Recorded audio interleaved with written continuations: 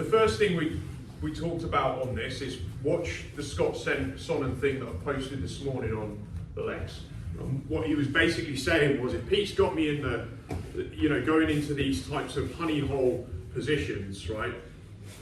If I could get square to him, he was basically doing something where he's hip bumping and trying to get anything he can get that leg back. Actually, he'd rather be this side because he can start getting up. Now I need to work on that because, as a general rule, when I get stuck here, it's tap time.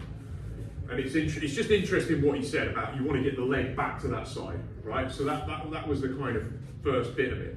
If you look at what's really sort of happening when you're in this position, my leg's across his centre line, so the limb's across his centre line, and he's basically going to start attacking my knee, right? So if we apply this to basically the triangle, we look at really what's going on. Same side limb, ideally, I want my arm on this side. This would be my first, I want my arm on this side, but he's got my arm all the way across. This is a last gasp approach, right? So, I don't want to be here, but it is what it is. And he may be stuffing my arm down, and then I'm going to change the angle again.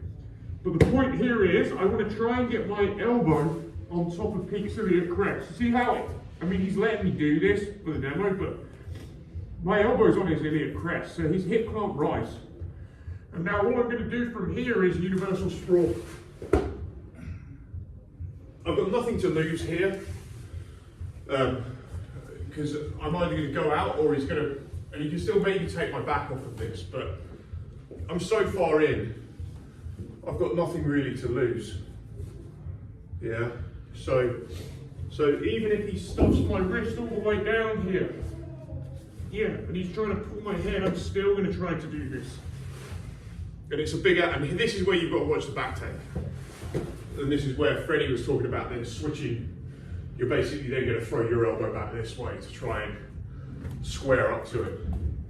But that's essentially what we've been doing. And I think with any of these triangle positions, whether it's a leg that's in the triangle or it's a neck that's in the triangle, I think we need to keep watching. Like, we're working mainly strangles right now, but you still want to keep your mind thinking about the knee, thinking about the leg.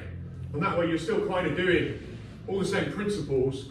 You're keeping that kind of motor skills, that visualization of like, oh, this is the same. And we can use principles from the leg game for the triangle, because there'll be bits that we understand from the leg game that just have never really occurred in the triangle. And likewise, when we're taking those triangles, and some of the things I want to start doing on the leg triangle, when you're attacking a leg, we'll start applying bits and pieces from this, because there's a hierarchy to the position. It tends to be that when the limb is across, whether it's my arm or my leg, I'm in these horrible postures where I can't generate any force. Yeah, that makes sense. So we'll do a couple more on that.